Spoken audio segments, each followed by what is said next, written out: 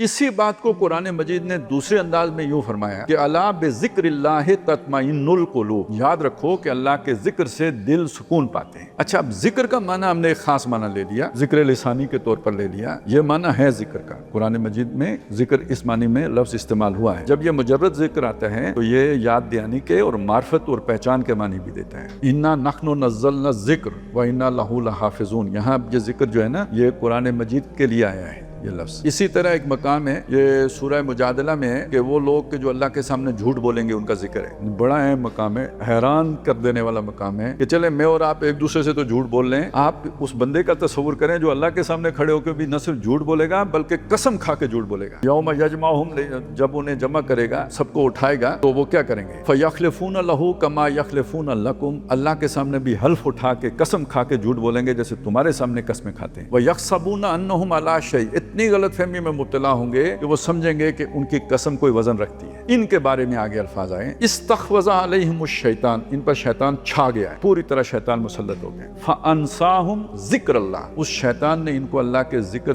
को भुला दिया है। अब यहाँ जिक्र भुला देने का क्या मतलब होगा? वला तकूनु कल्लज़ीना नसुल्लाह फअनसाहुम अनफुसहुम, उन लोगों की तरह ना हो जाना जो अल्लाह को भूल बैठे, अल्लाह ने उन्हें अपने आप से गाफिल कर दिया। अब उसके ऊपर रखें गफलत ऐसी कि अल्लाह की पहचान ही खत्म हो गई। शैतान ने उन्हें ऐसा गाफिल कर दिया, पहचान न होने के नतीजे में अल्लाह के सामने कोई झूठ बोलेगा ना। अगर अल्लाह को पहचानता होता तो जुर्रत ही न करता अल्लाह के सामने झूठ बोलने की। ऐसे लोग भी होंगे जो समझेंगे कि अल्लाह के सामने झूठ नहीं बोलना चाहिए, जो समझते होंगे कि अल्लाह की बात माननी चाहिए थी, हमने नहीं मानी तो गलती की। अब जिक्र का एक माना यह भी हो गया, याद ही नहीं रहा, बल्कि जिक्र का माना पहचान और मार्फत भी हो गया। तो ये जो अल्लाह की मार्फत है ये इंसान को सुकून देती है। मैं अल्लाह अल्लाह करने से नहीं जरूरी कि सुकून हासिल हो जाए, जितनी मार्फत बढ़ती चली जाएगी इतना सुकून एक कल्बी हासिल होता चला जाएगा।